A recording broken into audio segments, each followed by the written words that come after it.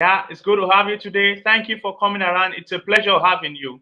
And today we are going to be talking about education, and we have our guest already live with us. Why you just take a little, sip of water? I want you to just relax as I give you this introduction with this wonderful video, and we get set for you. Thank you for joining us today. It's going to be an amazing time today. It's going to be so extremely impactful time today, and you are going to enjoy yourself every bit of it. So just stay and let's do this together. It's good to have you. Thank you.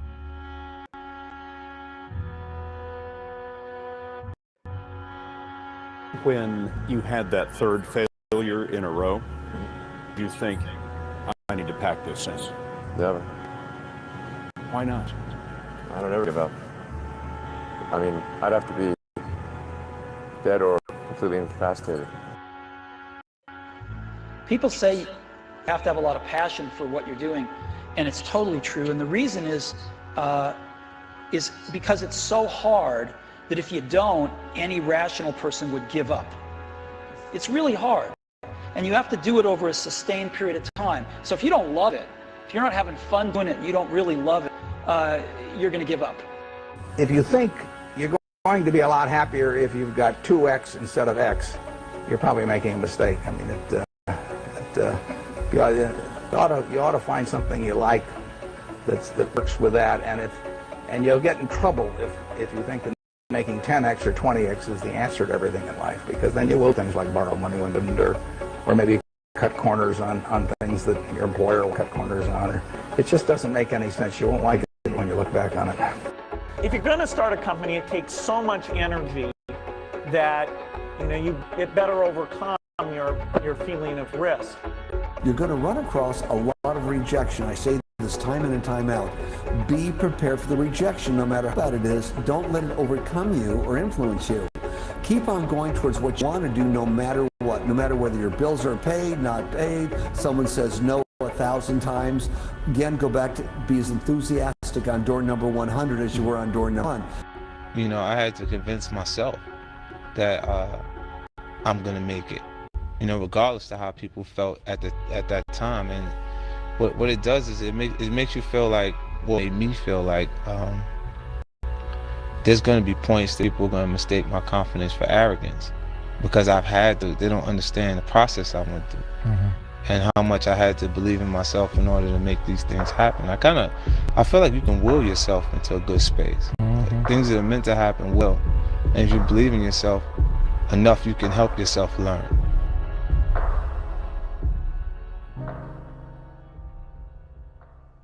Most people think, well, I'll be successful if the economy works. I'll be successful if something happens. I'll be successful if I win the lottery ticket. Look, you're not going to be successful if you don't demand it. If you literally don't stake a claim to it and say, this is mine, it's important, you're not going to have it, I promise you. I know, I'm telling you from experience. I spent the first 25 years of my life like a spectator, watching other people get successful and then wondering why I wasn't. Success is your duty. It is your obligation and your responsibility. Never, ever give up. You can change and you can move around, but never, ever give up. I know people that are very smart. They went to the Wharton School of Finance with me. I know other people that aren't as smart, and those people are the top people in industry today, and they just were tougher. They didn't give up. And the smart ones had everything on their plate. They'd always come in with the A+ on the tests and the good boards and everything else. But when they ran into problems, they didn't know how to solve the problems like the guys that weren't as good. And it's very seldom that you see something other than this happen. So never, ever give up. I feel so strongly that the reason I'm here is I dreamed big dreams. I dreamed the kind of dreams that other people said would not be possible. I'm also living proof. This isn't a Hollywood movie. I come literally from the other side of the tracks. If you saw where I grew up and we took a picture of it, the neighborhood, the setting, you'd say it's impossible that someone could come from there and get here. But it is possible. I think being a business owner is the hardest thing to do in this country. You take your money, hopefully not your mother's money, but you take your money and you invest in an idea, which is essentially investing in yourself. But if you do it solely to make money, you're going to lose. And you really have to do it. And I know that a lot of people out there get up every morning and they hustle, and they're driving in the car right now and they're on their way to a job that they may not love. Yeah. And I would encourage them just to stick to the grind.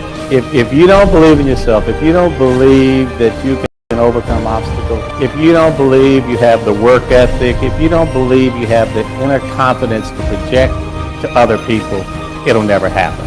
Project yourself to age 80 and then think back over your life, and if you're 80, what are you want to minimize the number of regrets you have throughout that period of time. I'm not going to sit inside a corporation for 20 years. The time is now. The time is now to express and for people to believe in themselves. The time is now for it to be okay to be great.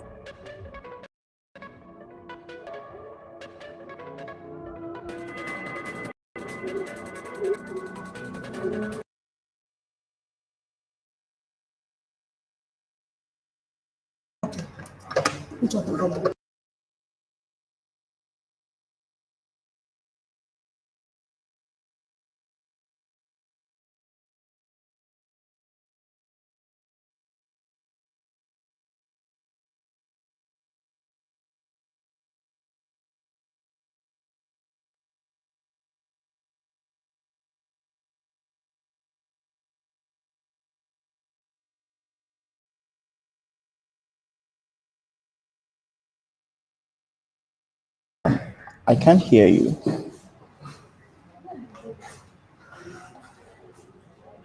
Is it from my end? Thank you. Yeah, you can hear me now, sir? Yes, absolutely. Okay. It's an amazing time again today, and we are so glad to have this discussion about Africa and about something so pertinent, education for Africa as an advantage for economic growth and whatever it is you want to talk about development in Africa. And I have with me today my co-host, Prince David. It's a pleasure. Prince David, let's see your face. Okay. It's a pleasure to have with me today, Prince David. And, a very great privilege to have one of the finest in Africa, Tayo, to be here with us. He is the CEO of Utiva, and he's been doing so much, making us proud across the globe. It's a very great pleasure to have you here today, sir. I'm so excited about this. It's a good one that we have this time, and we are talking about Africa. Very quickly, before we go into the main deal for today, business MuMu is a small concept that is positioned to inspire growth, positioned to make sure that we see how we can make businesses in Africa to give, the expected death rate, I would say, because for African businesses, there's an expectation of mortality. Okay, in Africa, business should not do more than this, certain year. Globally, there is actually the probability that out of every 10 businesses, the second year, you don't find like 8 of them again. Not because people are not ready. When you look at the energy from the beginning, when people start business, it's not that they don't have that energy to continue, but there are a lot of things that are not in place. And we found out that among so many things that may be wrong, education can be part of it.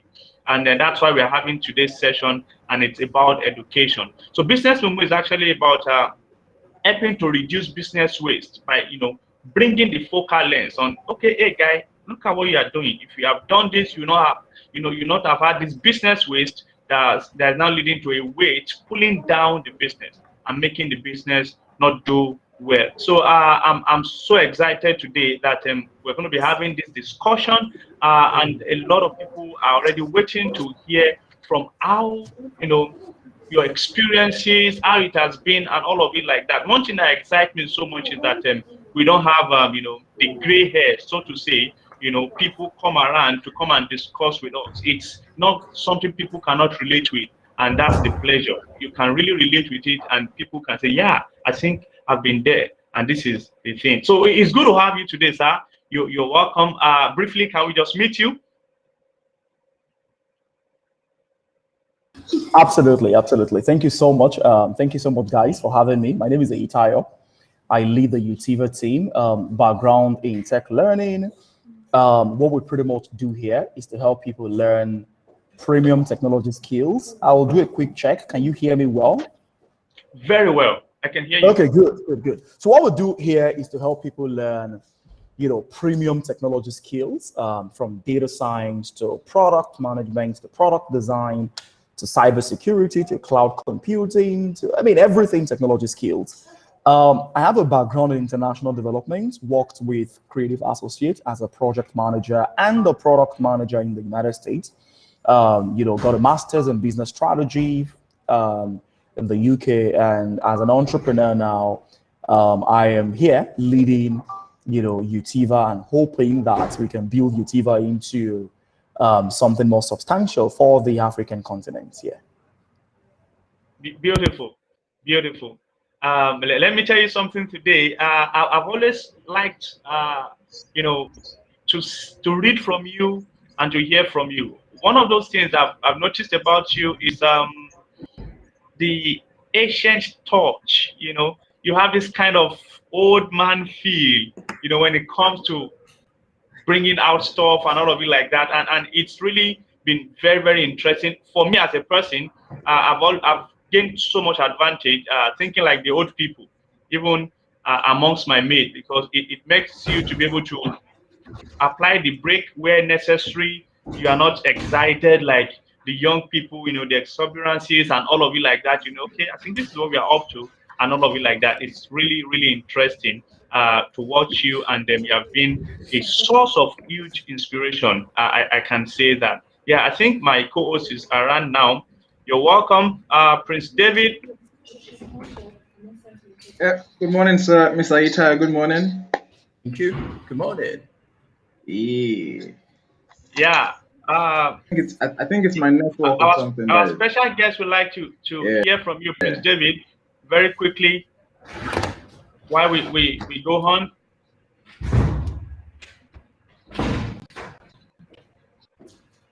Prince David, our special guest would like to hear from you very quickly. Okay, are you hearing me? Yes, I can hear you now. Yeah. Okay, our special guest would like to meet you very quickly.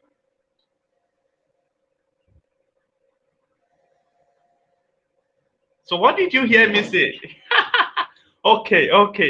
I'll wait for your network to be perfect. I'll wait for it to be perfect. So let's move. Okay, beautiful. Interesting. And like I said, it's going to be a very, very interesting session today. This is Africa, and there's something peculiar to Africa. For me, I see the ability, I see the energy, I see everything. Because when you look at the negative direction of the graph in Africa, we should not do anything. Yet people still don't mind and say, hey guy, no, this is a motivation, I'm still going to do something. We didn't have everything enabling enough for us to do stuff, but yet people still do a lot. And when you bring that and you pick that out of this atmosphere and you put it somewhere that is fertile, you have something blossoming, as in very fantastic. But many times I've only come to realize that what makes us different, it's not, like the races we have it, maybe the color of the skin. They think that's what makes us different. What makes us different is education. And seriously, it's not now in the definition of it. Thank God for a quick redefinition that is coming now, and people are beginning to see that okay, it's just more than you attending a school. You graduated from a school and all of that. How applicable are you to solving problems that pertains to humans, environment, and whatever it is that we have? I call it a black man a black man. Africans are not black. We are dark in complexion, And when I say black, look at the word black. B-L-A-C-K. That B means bold. A black man is a man that is bold about his lack of anything. He's bold about his lack of knowledge. He's bold about his lack of, know-how. He's bold about the lack of everything. He's not afraid to say, hey, I don't know anything and I don't care. That's a black man. And that's the opposite of education. When you are bold about your ignorance, you are not trying to look for a way to, overcome your ignorance and get something out. And say, hey, I know I don't know something, but I want to know something. I know I don't know this, but I think I need to know this. And then when you look at it, joining the dots is quite impossible without education. And you have helped us, to stay in that domain. A lot of guys are there, they are doing well, and you are one amongst them. Like you are doing so well amongst them. And the way you are doing it seamlessly, some people feel like, hey, I think this thing is easy. And that's why so many people, they jump into the river, they have not checked, whether they are sharks, and dolphins and all of it like that. But seriously, today our discussion is going to be around education as our advantage in Africa, because everything is almost not on our side. But education is like a democracy. It gives us strength when we go for it. It's not going to say, hey, because you are an African, I will not allow you to know me, as a body of knowledge. I'll not allow you to understand me. No. If you give yourself to it, you realize that, yeah, you can know it, and when you know it, you can apply it. So, take us through how we can see in better light as an advantage for us in Africa. Yeah, certainly. Certainly. Thank you so much. So, I mean, it's quite interesting, the power of education or the power of learning. I will say a couple of different things, right? I lived in the US, I lived in the UK, and I live in Nigeria. And I can tell you for a certain that the differentiator, every time you do a comparison of these economies, is the mindset and the way people think about situations, the way people think about, issues, and the paradigm that we have built as a society over time to addressing, issues. And that's the power of education. So education is not necessarily about going to school to graduate and get a job.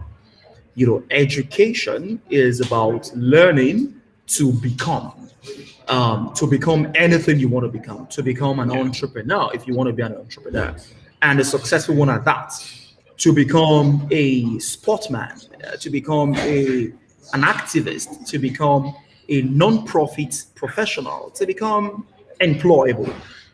The power of education today is so undermined in this part of the world. And that is why you will see many organizations that are built to be learning organizations are still struggling.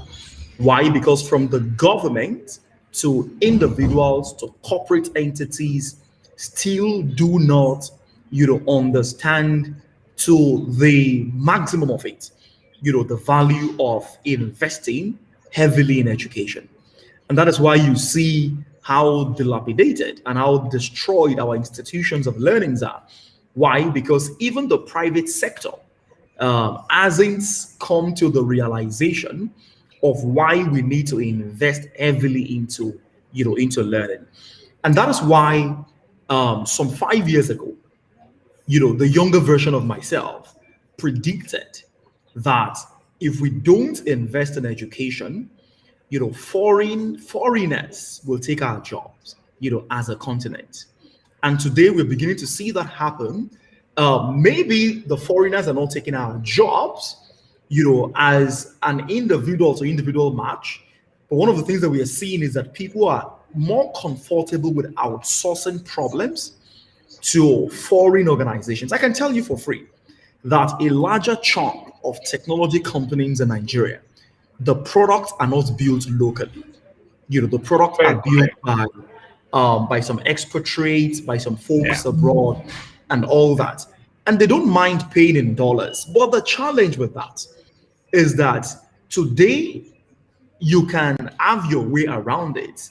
Today you can say, hey, my product is built, by some brilliant guys in the US. But remember that you're paying in dollars, right? And then you are earning in Naira. The challenge with that is that you cannot be competitive. Of course. You cannot be competitive that way. But if you have smart, brilliant guys locally that are building your product locally, you pay in Naira, and then you have an advantage.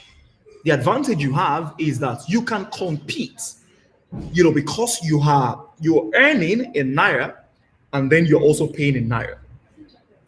And this is a crisis because by 2030, Africa as a continent would have 600 million people, 600 million young people in the labor market.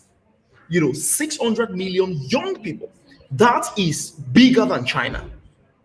Now, the problem with having 600 million people in the job market is this. If they are not developed to adjust to the dynamics of the environment, we would have a higher rate of unemployment, which will lead to insecurity and every other social vices that comes with having young people that do not have jobs.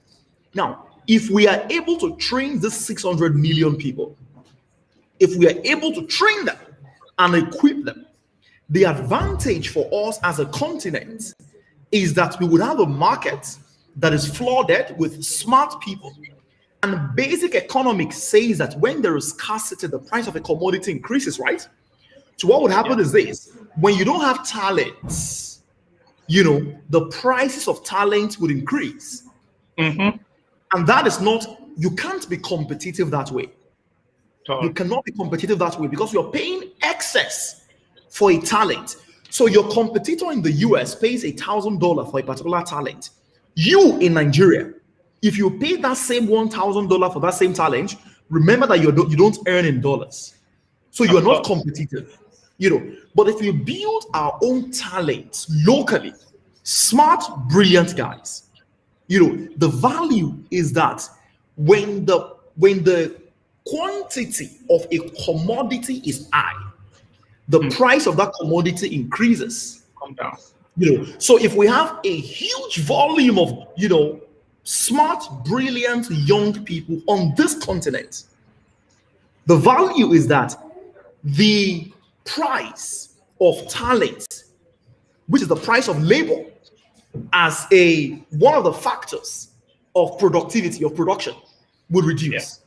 So what I advocate for is that we need to get to a point as a continent that we need to begin to tell ourselves the truth. We have to invest aggressively. We need to invest massively in building our people. We need, from primary education to secondary education to tertiary learning to post-tertiary learning, we need to make sure that our people have the right skills. And when I say the right skills, I mean the right technology skills, the right non-technology skills, the right business skills, the right mindset. And then once you have people with the right skills, just put the economy on a run. People will build products, people will build companies, people will work with the government, everything will be at ease. Why? Because one of the most critical, factor of production is labor. I'll rest at that point. Wow, beautiful. This is interesting. Many times people don't know how building people is the best way to building a nation. Infrastructures, we need infrastructures. But every time you see the quality of the building that would be put up by the bricklayer in my village is not the same as that will be put up by the guy in the city. Now they have put up buildings, right? But the quality now is definitely going to be a product of their education. So it's not just about building anything. You know, can I say we need to build educated things, and that's why we need education. Really, we need education. I read of a king who said, "Heaven revealed to me that my people are poor because they cannot read and write." You know, we have now gone past that level of not even able to read and write now. It's so much more about, you know, applying what you have read, what you understand, to solving appropriate problems. And it's really, really, really interesting. Prince David, I think you are all so fully alive. You there? Okay, okay. I would like you to, you know, engage our special guest. What question do you have for him, bordering around Africa and education? And engage him, I shall. So I've been having these discussions for some time now with friends and, you know, people around, and because of course many of us are from universities, the rate at which people are suddenly becoming uninterested in attending conventional universities is skyrocketing. Every single day somebody must tell me school na scam. That's becoming a popular mantra. I mean, it's not supposed to be, because school is supposed to be where people go to tap, you know, skills and knowledge that would most likely lead them to the transient stage of their life. But then, when you think of how school has not supported the dreams of many people, you can easily find, you know, a bedrock on which that mantra stands. School na scam, and I don't want to totally dispute that mantra, because I'm sure that if such mantras did not exist, movements like Utiva would not have come up. I don't think of Utiva as a company. Nah, it's far from that. I think of Utiva It's as a more. movement, of course.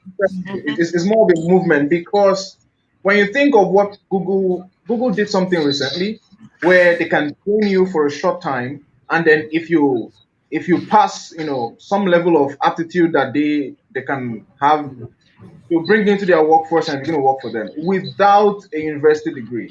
When you think of systems like that, and you think of systems like Udemy, and you think of systems like Utiva, you really begin to get scared for the traditional, conventional, brick and mortar, forward kind of education. So it's been on my mind. I don't know, and I don't know, because for every business there's the internal part, the technical part, there's the social part, there's the economic part, there's all of that. For movements like Utiva, however, how are you finding quick acceptance, and owing to the fact that you are not just teaching English and math and maybe civic education, you're teaching more important, you know, more tradable, more exchangeable skills. These are stuffs we need. These are deep stuffs, not some, don't let me use any funny words. We are live. Some Everybody's rice just, and beans. you know, real skills. What's the acceptance rate? Number one. Number two is there any vision to make Utiva the kind of system that entire government would bank on to educate their citizens? Is there any such dream in mind, or is it coming to be already? And what's the acceptance rate? How quickly is the economy, or are the people taking movements like Utiva in? Absolutely, absolutely, absolutely. So what you asked is quite a very interesting question, right? And this is subject to a lot of debates. But this is where I stand. Learning speaks to two things. Learning speaks to your subconscious, and learning speaks to your consciousness. Most of the things, the people that say school is scam, most of the things that these guys are talking about is they are saying that I cannot see the outcome of what I have gone to learn at the university or at the polytechnics or college of education, right? Because they directly measure the outcome by the substance. I don't know if you understand what I'm saying. They are measuring the outcome by the substance. So what they are saying is this: if I go to the university, I should graduate from the university to get a job, right? Because that job is the direct outcome of schooling. But that's a wrong mindset. That is a super wrong mindset. Education speaks to two things. Education speaks to your subconscious, and education speaks to your consciousness. Most of the things you learn at the university are things that are speaking to your subconscious mind. Most of the things you learn at Utiva are the things that are speaking to your conscious mind. They are two different things. If you are not a graduate and you come to Utiva, right, you will learn a technology skill and you will do well. But if you go to the university and you come to Utiva, you will learn a technology skill and you'll be better. You will be better. The reason is this. The university teaches you so many things that you don't know. Ability to build relationships without the guidance of your parents. Most of the girlfriends that you first had, you had them while you were in the university. You know, there's so much that you learn from being responsible to a woman. Having a girlfriend that calls you 9 o'clock in the middle of the night and say, babe, where are you? And abandoning the things you're doing to go see her. You're learning to be responsible. You know, all these things, you can't discard them because these things speak to your subconscious mind. Every time your teacher comes late to the university classroom, the teacher or the trainer or the lecturer is teaching you to be irresponsible. That is speaking to your subconscious mind. You know, most of the things we learned at the university, I learned leadership while I was in the university. Yep. I learned leadership, leading my mates, canvassing my mates to vote for me while I was in the university. I learned that at the university. You know, so the outcome of going to the university is not about the job. I know the job is important, but you can't discard other things that you learned. You know, other things, other very subtle things that speak to your subconscious. And if they ask you what did you learn while you were in the university, you might not be able to numerically identify them because most of all these things are in your subconscious mind until you get to the reality when you need to use them. But the job of organizations like Utiva, right, is to help you learn the final skill that you need to learn to pick the subconscious knowledge and the conscious knowledge and make a good of them. So you go to Utiva, you learn a technology skill, you know, and then you're thriving, you're doing well. Why? You can't discard all the subtle, very quiet, subconscious things you've learned at the university. But the problem here is that our universities have failed to realize the value of what they bring to the table. You know, so our universities have failed to realize the value of the things they bring to the table, and they are not building and redesigning those things to answer the questions. You know, they're not redesigning those things to answer the questions. So the university needs to begin to reconstruct itself to understand that, hey, we are the custodian of knowledge. The university needs to redesign itself that we are the custodian of knowledge. The type of the young people that we see in the society today, right, is the direct, you know, outcome of how the university designs and constructs itself. When the universities and the polytechnics wakes up to that realization, when they wake up to that realization, they will begin to become more responsible. You know, I finished from University of Ilorin in Nigeria. And my lecturers, especially my vice chancellor then, will say that we are supposed to be better by far. You know, in terms of character. I learned character from University of Ilorin. Character. You know, because while I was at University of Ilorin, if you misbehave, expelled. Yes, and I didn't want to be expelled. And today I can tell you for free, I can tell you this for free, as someone who is very active in the education space, some people that graduated from a certain type of university, when you interact with them, you can know. People that finish from Obafemi Awolowo University, you can see how bold they're always. Obafemi Awolowo University graduates are always bold. Why? Because the construct and the design has designed them to be like that. People that finish from FUNA and University of Ilorin, you can always know when you see them because the university has designed. So our universities need to wake up to the realization that, hey, your job is not to compete with the Utivas. Your job is not to compete with the Udemy. Your job is to become a character.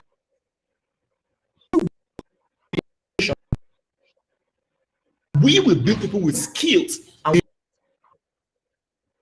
or a continent of both humans. That is how to build a society. Beautiful, beautiful. Yeah, there's something I call true CV, and it's been one of my ways of getting to meet young people. Sometimes I say, okay, come, let me help you write your CV.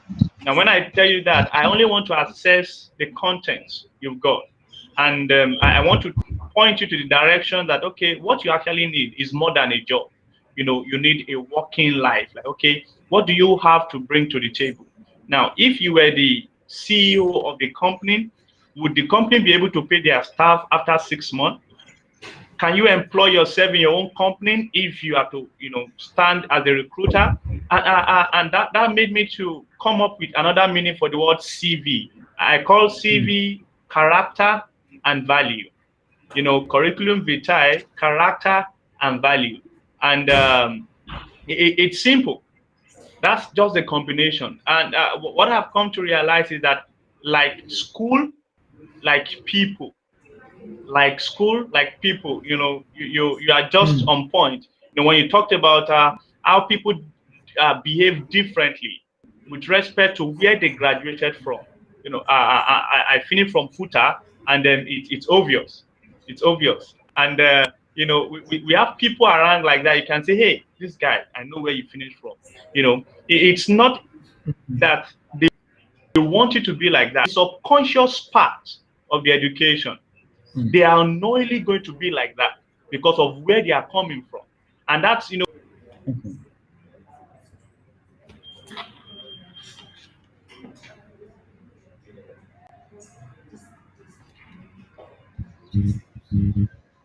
That looks like the network has done something to him there. Okay. While we wait for him to get back online, Mr. Itaya, let me ask you one question. Very simple. You mentioned something very important. I like figures. I love figures a lot because I'm in real estate. I do a lot of figures.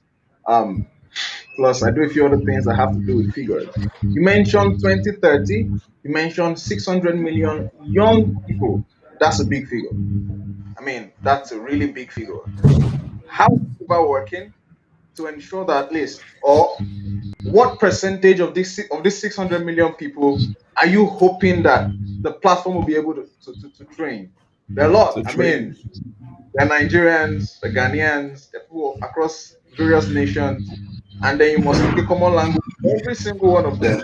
I don't know, 100 million, 200 million, 300 million, or perhaps you're hoping to train the entire 600 million. We need to build a competitive African economy. I mean, there's already news that we are drifting back into the dark ages with the way we are being left behind technologically. So we need to really accelerate. What's the plan with Utiva? What's the plan with the entire company? What are you hoping to do, really? Yeah, I mean, that's quite a very interesting one. I will give you a few ways to think about it, right? By 2030, the figure is clear. 600 to 650 million people will be, on the continent. The young people will be on the continent, and we need to train them. However, we don't have to train everyone to be tech persons, right? but we need to train a large chunk to have technology skills. Africa is the most vulnerable when it comes to the future of work, because traditionally we have some disadvantages, right? So my recommendations usually is, number one, we need more learning platforms that understand the African continent. That's the Udacities, the Udemys, the Coursera's of this world, amazing platforms, great platforms, but we need learning platforms that really understand this continent. Because what they say about culture, overriding strategy. The way I think about it is that culture overrides technology. So you need to understand how people, exist, and then build the technology to adapt to the way they exist. So for us as a company, the way we think about, the work that we do is that learning needs to adapt to the reality of the people. So we need to build more of Utivas, and then we need to be very bold. In terms of the way we need to think, we need to be very bold, find learning programs for the African continent. So we need to design learning programs in English, in French, in Swahili, in Yoruba, in Hausa. We need to be very bold in terms of the way we allow people to assimilate knowledge. Let me say this, publicly. If we are going to capture a 600 million African youth market, you cannot deliver the learning only in English. You need to be ready to adjust and adapt, because people learn better in their local languages, and English is a more local language to American and to British. So we need to start to think about how people will adjust to learning if this learning is delivered in our local languages. I'm not saying that Utiva will do that, but I'm saying that we need to have bold companies that will do that. The second thing we need to think about is how this learning is delivered. On this continent, or in this continent, internet is still, a luxury. So we need to find a way to navigate that barrier, to find a way to make sure that content and learning is delivered. Because see, Utiva plays in Nigeria. 85% of our students are Nigerians on this country. But Nigeria is not Africa. Lagos is not Nigeria. So we have people in Botswana, in Uganda, in Cote d'Ivoire, in other African continents, other African countries. We need to figure out a way to ensure that content gets to those people, and we need to find a way to fast track or accelerate the delivery. The final thing I want to mention is the quality that delivers learning in Africa. For me, my ideology, and others might think differently, is a subject to argument, but I kind of feel that learning has to be delivered for Africans by Africans. When the reality of the trainer connects to the learner, alignment is achieved. When I have a feeling that the person that is training me understands my reality, there's a way I connect to their reality. And you know what they say about culture? Culture is the way we do things here. Best practices cannot be set by Americans. Best practices has to be adaptable. So if you're learning product management, for example, right, you can say, hey, this is the best practice. For me, the argument is, who says that is the best practice? A bunch of brilliant guys in New York, or a bunch of brilliant guys in Lagos? If a bunch of brilliant guys in Lagos say, this is our own practice, that becomes the best practice. We need learning to be designed by Africans for Africans. That is how we build an institution. So for folks that are looking to build stuff like Utiva, right? My recommendation is that you have to be bold. You have to have the ability to create content in other languages, because that is how you penetrate to reach where Utiva cannot reach today. This is the 600 million market, right? The first thing is you need to design the learning to be delivered by Africans for Africans. Final thought is technology is going to play a very big part of the game, but education is not fintech, right? Education is not e-commerce. Education is not just a bunch of content online.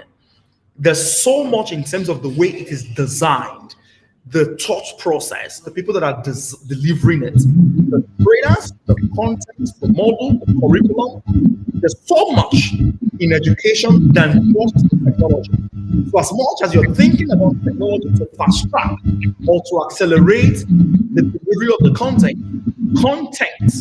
curriculum, trainer is everything in learning.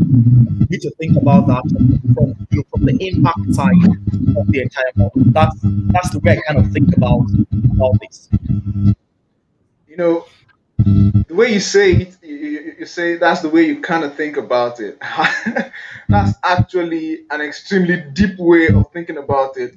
If you reflect on it deeply, what you were saying hit me. I think last year or last 2 years. I think it was last 2 years when I decided to take a small online course in Harvard. I mean, just take a small course. Then I do it from time to time.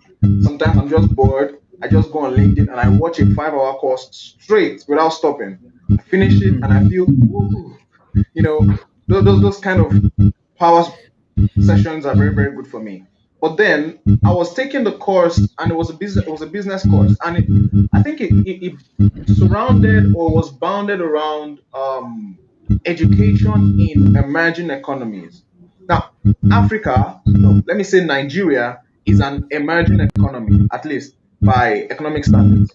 And I listened to the teachers teach and I read the materials, and somehow, quite honestly, somehow I felt that there was a missing link somewhere. Now, they were all white lecturers, most likely born in New York and born in downstreet Manhattan, I don't know, somewhere. And they were teaching me about how to do business in Lagos and in Aba and all these places. And no, I've been to Lagos, I've been to Aba, and I know that's not how to do business there. I mean, I know books on the field. I know, nah, this will not work. This is a good idea if you're talking about fashion street in India, or if you're talking about somewhere in Aba, it's not going to work. You know, that disconnect just gave me, I think these guys are doing something wrong. So the day I fell on Utiva, this is someone from this space who wants to, procure or who wants to give this value to people in the same space. It is more relatable. It is easier to connect who is bringing the value and the audience to which he's giving the value. Of course, the audience is global, all continents.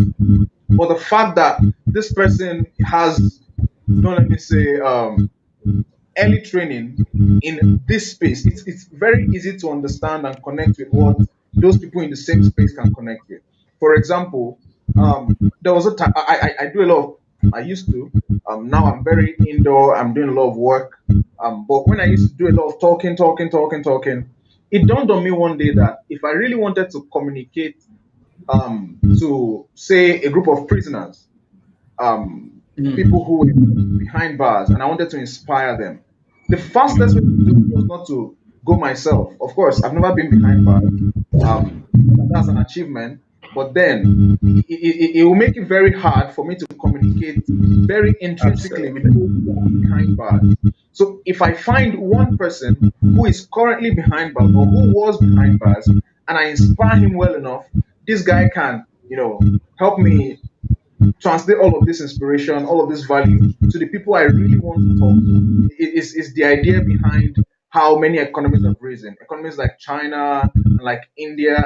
Recently I was looking at the education bubble in India, and I don't know, I went on YouTube and almost every technical video sounds like this. Welcome to YouTube. This is my YouTube tutorial. They are all in Hindu, of course, some from the States, but majority of them are from, you just hear, I'm Rakesh, welcome to my YouTube tutorial. I'm like, okay.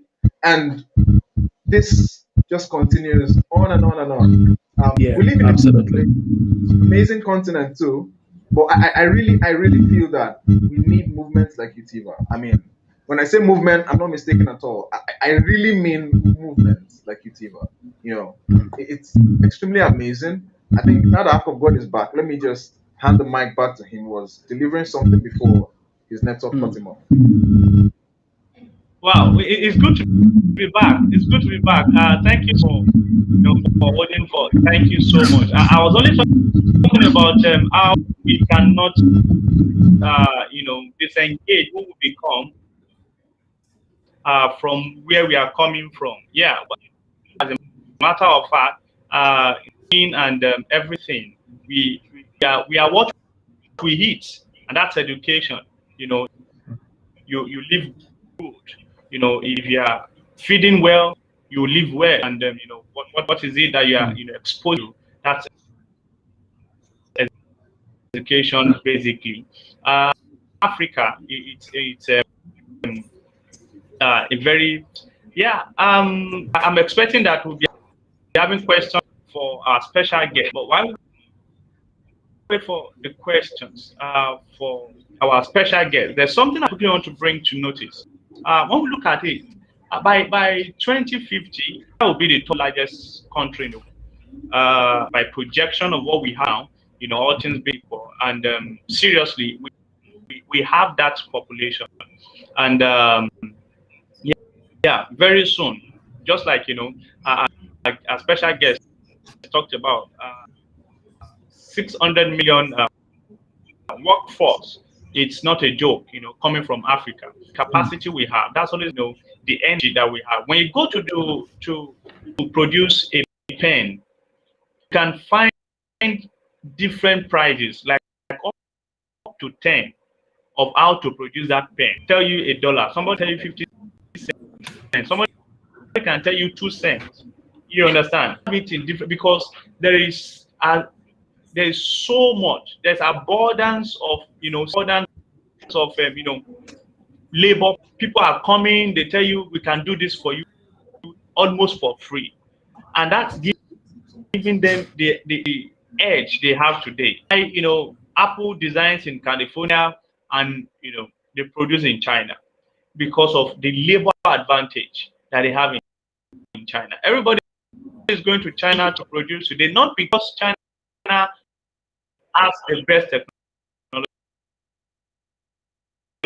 but China can give almost the best because of this.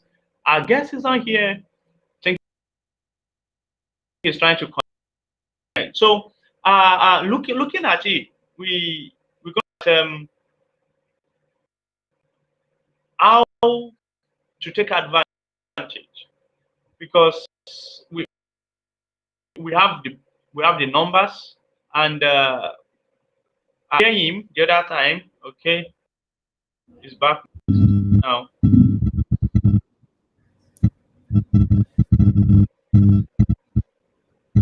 Okay, you're welcome. So I remember one of those things at the other time is, okay, the labor force, we are not expecting that everybody come to UT, and then the 600 million people, all of them are going to come. And as a matter of fact, technology. Some people, we see people to even be politicians, and we need some people to be designers. We need to be everywhere. You understand? Everybody is not going to come to learn technology, as it were. I remember those days, people go to places they call computers to learn how to type,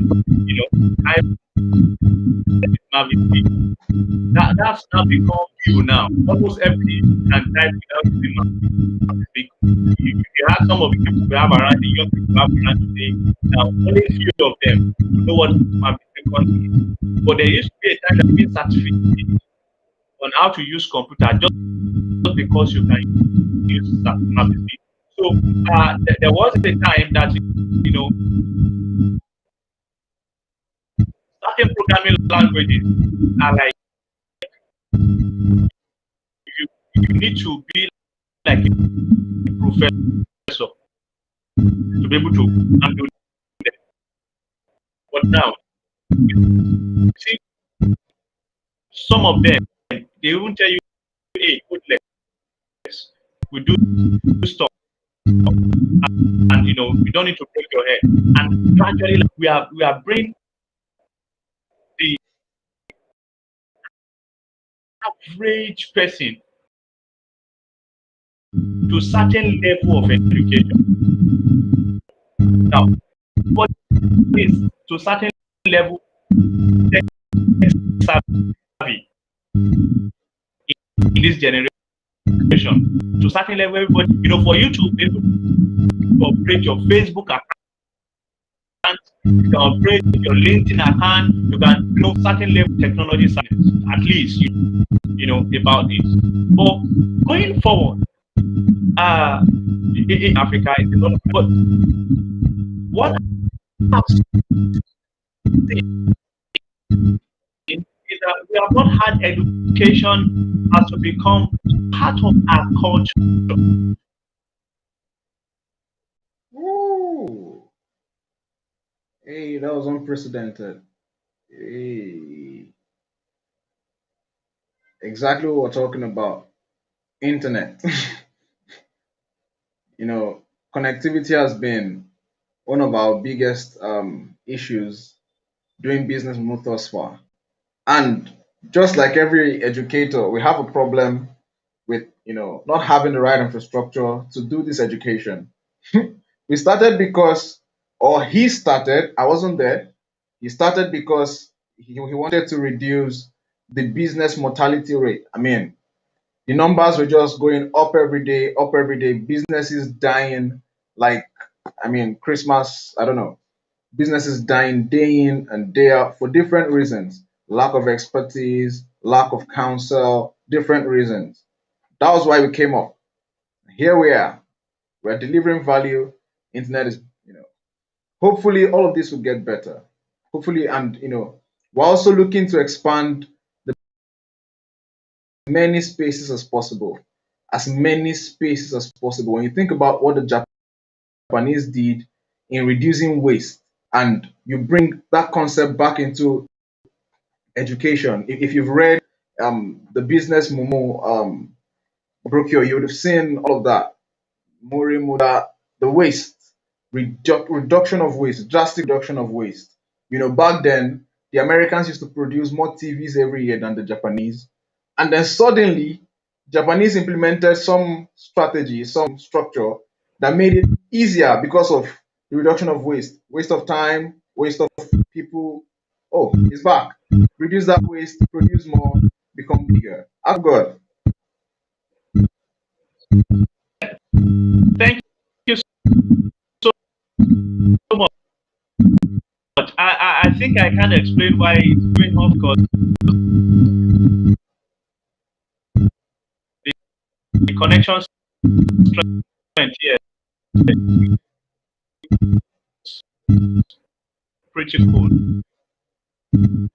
But we are back. It's part of the infrastructures we need together, you know, as a consequence of good education. You know, it's yeah. I was about to say that, okay, I remember one of the points every time, and that's true. Life culture, and culture is always there and edge whatever you bring. Call it technology. Culture will always be ahead of technology. It's the culture that would shape, you know, the technology. Is the culture that determines the shape any technology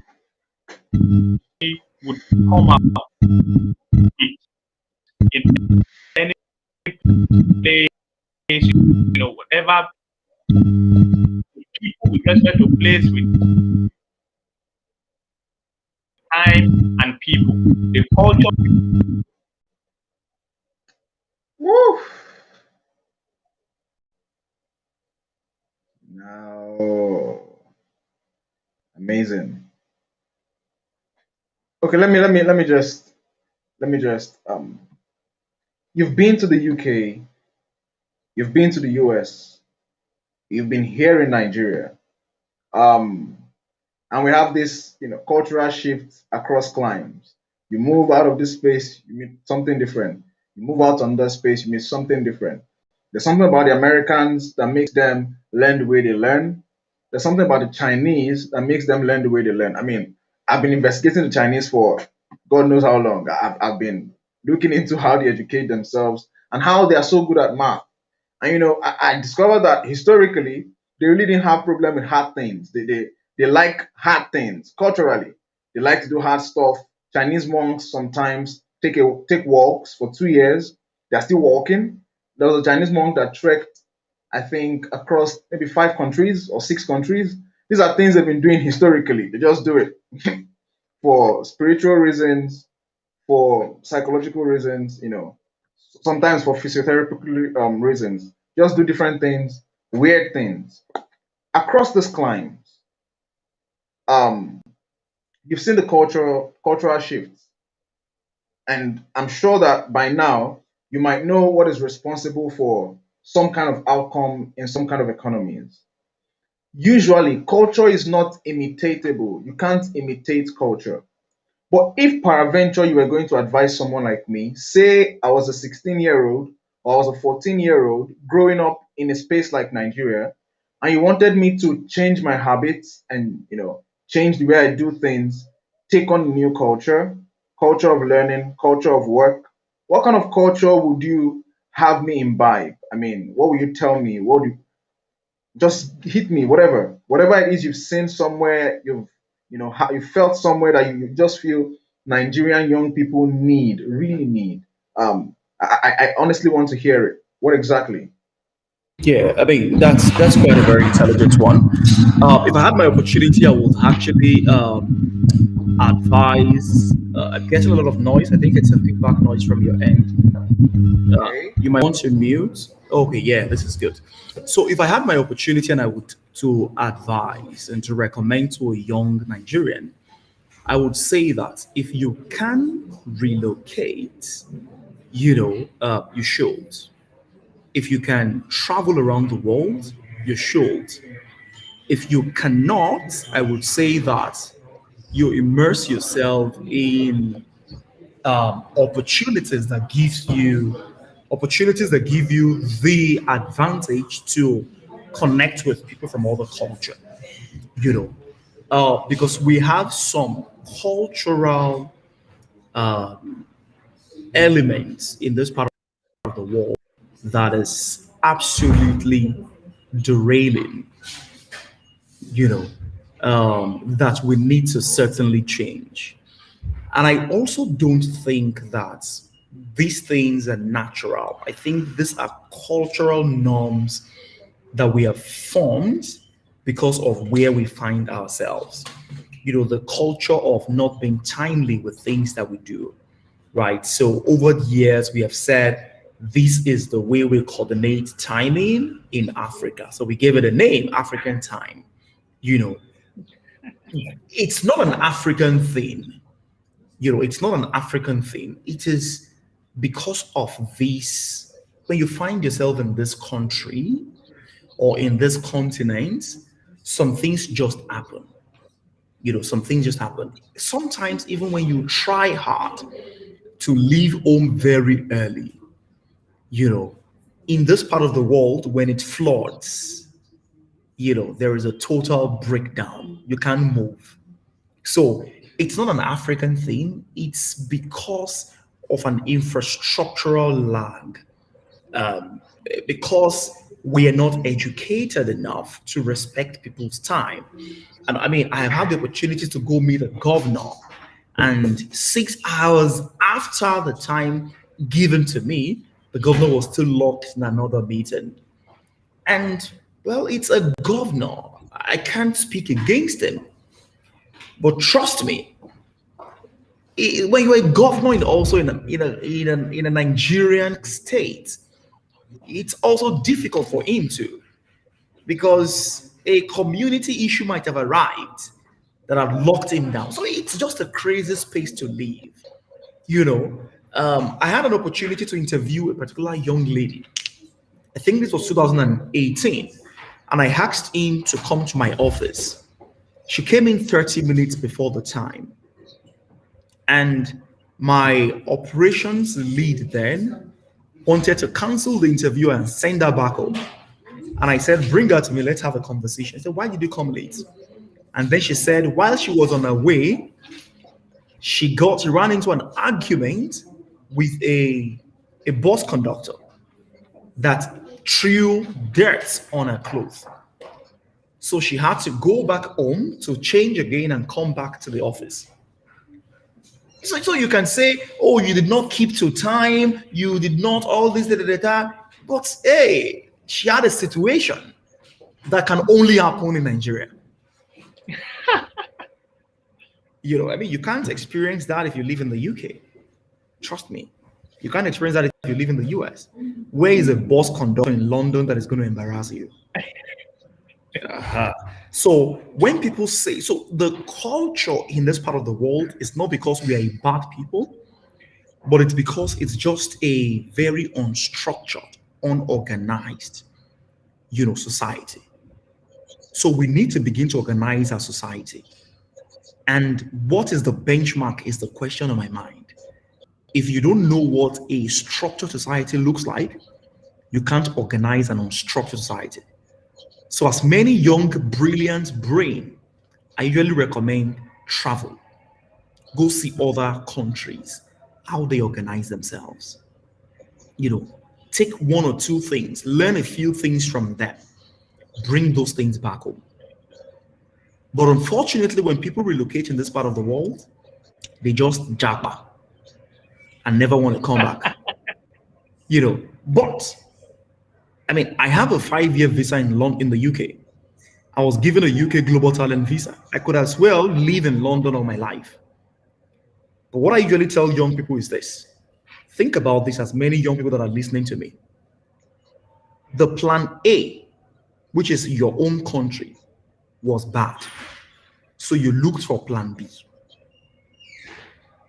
When you now have a plan B, remember not to abandon the plan A, because the plan A is now the plan B.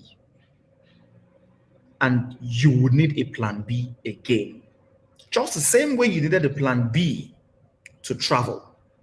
Your plan A, which was your own country, should not be abandoned, because now that becomes a plan B.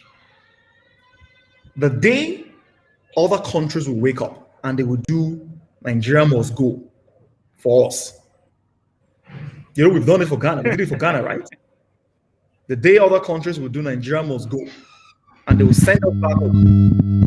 If there is no home, we'll go back to square one. And that might not be my generation. That might be in the next generation. But someday, we will need our home country. So my biggest recommendation for young people is travel, explore the world, enjoy the world, relocate if you want to, but don't ever forget the plan A, which is now the plan B, because you've achieved the plan B. And that's pretty much the way I think about, you know, young people immersing themselves. Wow, beautiful. I don't know if you have considered the questions we have in the comment section. Our time is fast spent, but I would still like that we do justice to this question so that people can feel really included in the discussion. Very important that we have, you know, a sense of togetherness with our audience. Very quickly, the first question is, why do Nigerians focus more on international learning platforms? Someone would have chosen a bigger platform outside the country instead of Utiva if they are chanced. How can we drive the cultural change to ensure that our people believes in our platform and our content, our own content? That's the first question. I felt like that question has been answered in the course of your discussion now, but let me read another one that may be different so that you can pick them together. The second question here is, I guess that's why you refer to as okay, what you refer to as bold step. Would Utiva consider this in the future? I think I lost out on what it was to be bold step. Permit me, can I go on with the next question so that you just pick everything together? Yeah. Okay, yeah.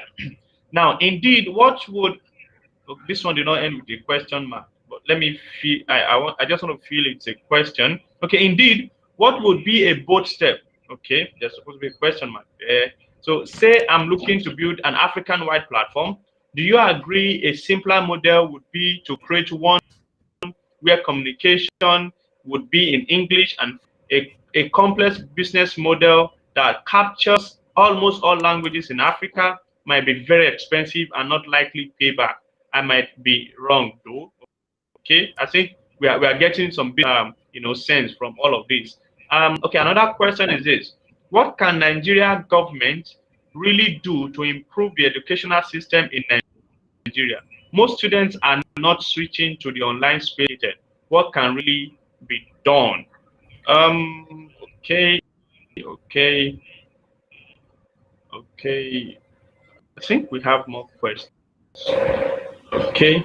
I saw a question the other time.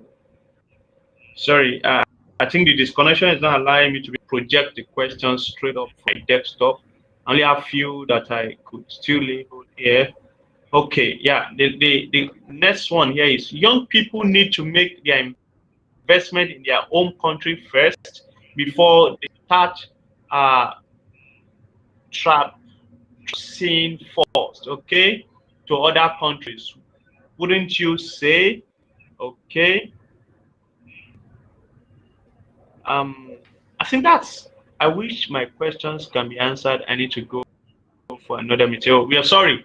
Your question is going to be answered now. Thank you, Michael Oladapo. You have really been so part of this. I really appreciate your engagement. I think I saw your DM. We'll attend to that later. Let's have the questions answered now. Thank you so much. Yeah, absolutely. I'm just going to run through them one after the other. The way I think about this is this, right? There's no loyalty to any business. Because it's a Nigerian business does not really mean it should be patronized. Because it's my money and I want value. If you're a Nigerian business and you don't deliver value to me, I'll go look for value somewhere else. So what I usually recommend is Nigerian businesses to try as much as possible to be valuable. If you're valuable, you will be patronized, right? People that patronize foreign, content or foreign course, creators are looking for value. They would not come to Utiva because Utiva is a Nigerian business. No, nobody does that. People want value, and if Utiva offers value, people should go get that value. That's the way I pretty much think about it, and that's a challenge to us as companies, in Nigeria. You want to compete with global businesses. I tell you for free, we have people that live in the US, that live in the UK, that live in Australia, that live in Canada. 19 countries attend Utiva learning programs. So you just want to be valuable. If you're valuable, you will do well. If you're not valuable, well, so be valuable, not entitled. Thank you, Olatunji. The second thing I would say is, what can the government do? The government needs to create a more suitable environment. That's all the government needs to do. Sometimes it's by creating opportunity for dialogue. Because, for example, I have been in the education space for quite a while. I have some brilliant thoughts that I could recommend to the government, but the question is, where is the government? So the government needs to form itself to be available to have conversations with major players.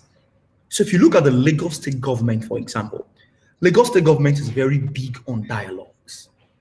It's a mandate of the governor that every special advisor must have a dialogue, must create platforms for dialogues. So Lagos State government is always creating forums, conversations, Other states need to do the same thing.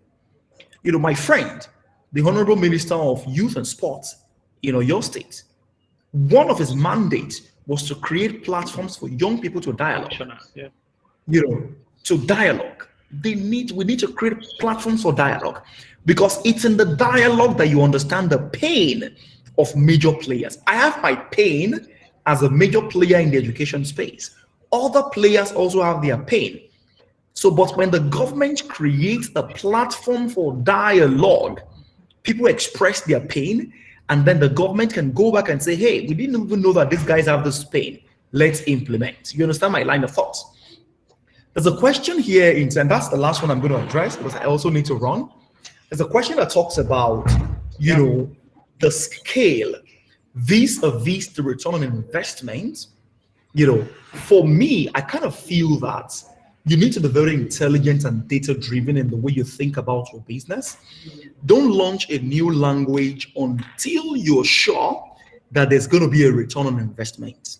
You know, don't go into a new market until you're sure. There's so much to do in education. So much to do in education. There's a lot to do in education. But so many of the things that you need to do in education are not profitable. You won't make money if you do them. So you need to be very strategic. You need to be super, super strategic. You know, and that's the place. That is why mentoring is very important.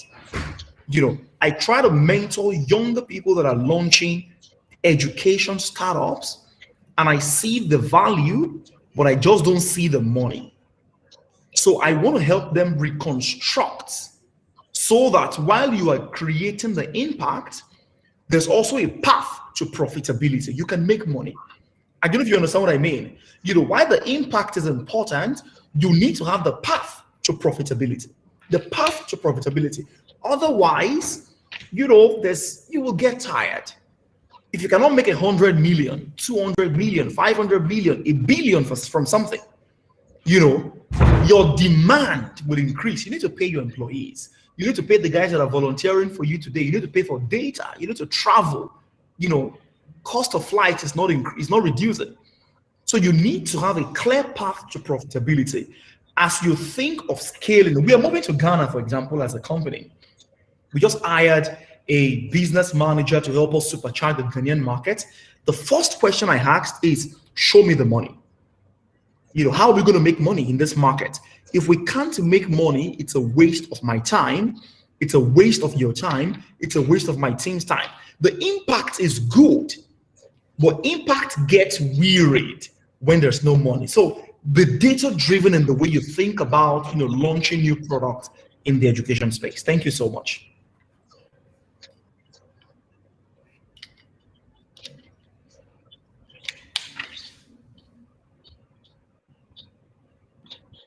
Impressive.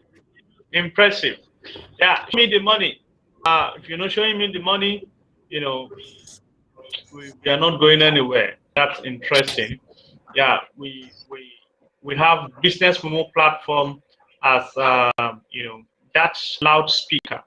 It's like that forum where we are able to bring businesses together to be able to inspire the world and you know, upcoming whatever it is about business in your mind. You have it. It's going to happen someday, and all of it like that.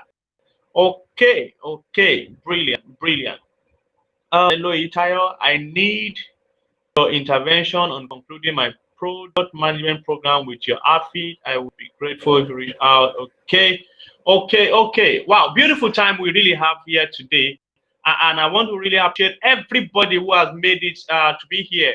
The comment section was really engaging today, and it's really interesting. I can say something for sure that is really impactful, and you know, you have learned something, and you are better positioned now to take certain decisions concerning education and what it is to Africa. The connection is not really interesting now. The other end, but why we go, I want our special guest to just talk to us just in a very concise what Utiva is about and how people can take advantage of the benefits they offer.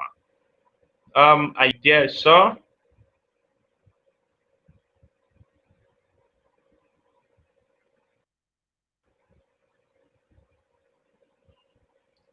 Is our special guest there? Wow.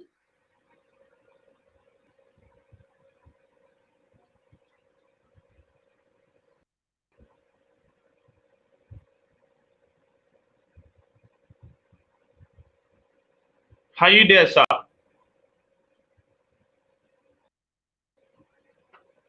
Whoa, we lost that.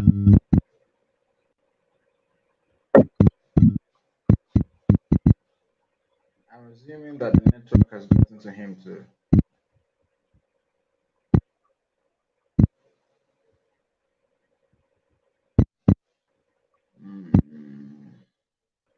Prince David. Yes, sir. Prince, you there? Yeah, I'm here. I can hear you loud and clear. The Oh, network okay. that is doing, it's been raining. The network is really not doing fine today. Yeah. The weather condition, yeah. It's cloudy here. It will took some time and it's blown. Okay. I want our special guest to come online and on a final note, tell us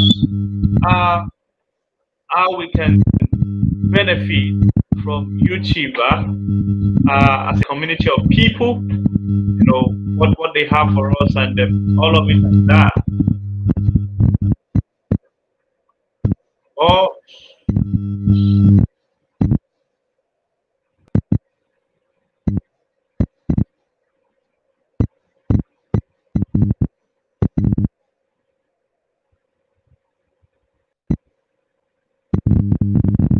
it's on here.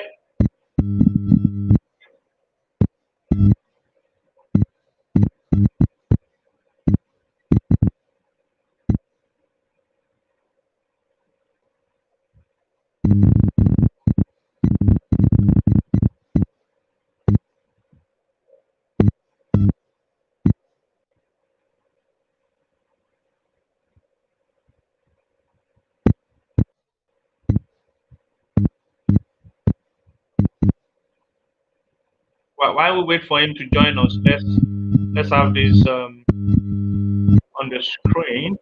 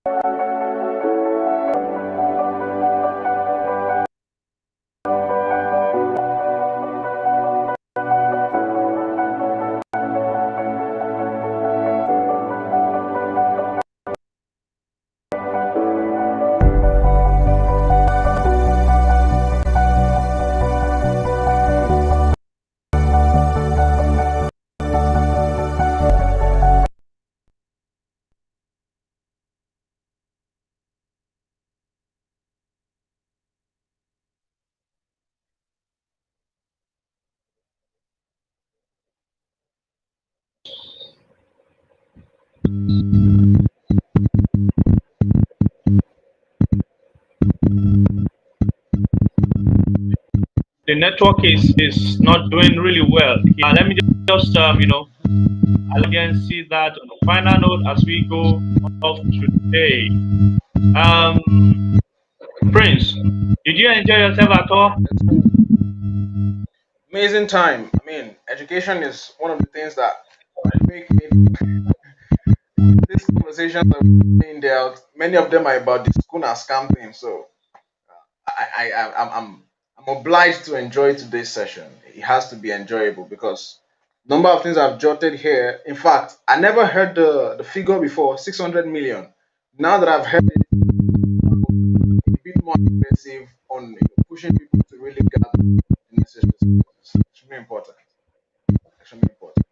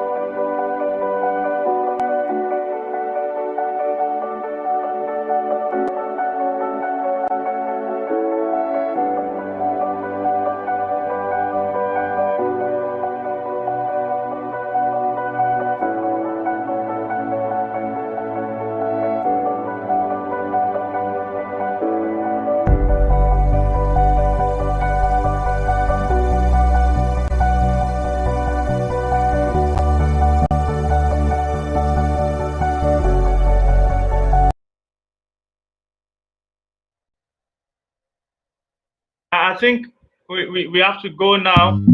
I've been trying to connect with him to bring him back so that he can give us his final words today. But I think he's not available. Yeah, not available. Probably he must have gotten into another meeting by now. The network did not really allow us to be able to manage the time the best way. It's good, really good today to have us. And clearly, everybody can see, clearly, everybody now knows that we need education for us to be whatever we want to be in Africa. Don't just talk about the numbers. Don't just talk about the number it is you think it are without talking about education. Because education is what refines, the useless stone, and turns it to the precious stone called gold. Without education, no matter what our advantages are, we are not able to maximize it. So it's important that we have education. Very interesting. Very interesting today. Oh, okay. Prince, I think it's time we go now today. I really want to appreciate the engagement today, and it's a very good one. We have a lot of things to fall back on and learn. Really interesting. Thank you for coming around today, and I want to say you are the best.